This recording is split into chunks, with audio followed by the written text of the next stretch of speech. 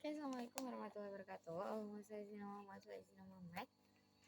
Yang terhormat Terdakwa Biani, Cincin Mida, selaku dari Direktur Taman Sana Pesantren Al-Quran Al-Bani 3, dan terlebih juga dengan Miss Nur Afifah selaku dari Kepala Madrasah Al-Quran Al-Bani 3, dan terlebih juga dengan Miss Nur Iwan selaku dari Kepala Madrasah Aliyah Al-Quran Al-Bani 3, dan terlebih juga dengan keluarga yang saya sayangi dan kakak kelas yang saya cintai. Alhamdulillahirrahmanirrahim, kali ini saya Hanifah Purnama Azhara dari kelas 9 Madrasah Al-Quran Al-Bani 3 akan presentasikan tentang pelajaran matematika tentang René Descartes. Oke, nama asli René Descartes itu adalah Renatus Carteus, lahir pada tanggal 31 Maret 1596 di Descartes, Prancis. Nah, wafatnya itu pada tanggal 11 Februari 1650 di Stockholm, Swedia. Orang tuanya itu bernama Joachim Descartes dan ibunya itu bernama Jane Brocard. Istrinya itu bernama Francine Descartes dan anaknya itu bernama Helena Jans van der Stroom. Nah, René Descartes adalah seorang filsuf dan matematikawan asal Prancis yang dikenal sebagai bapak filsafat dunia modern. Ia dikenal karena pemikirannya yang revolusioner dalam berbagai bidang, termasuk matematika dan ilmu pengetahuan.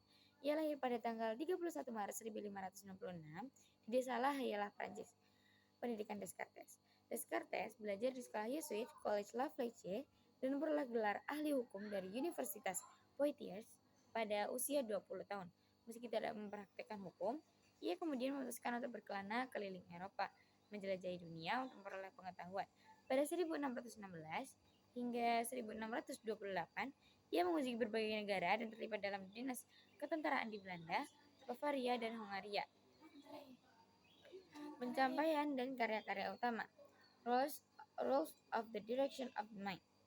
Pada tahun 1629, Descartes menulis buku ini yang berisi garis besar metode untuk memperoleh pengetahuan.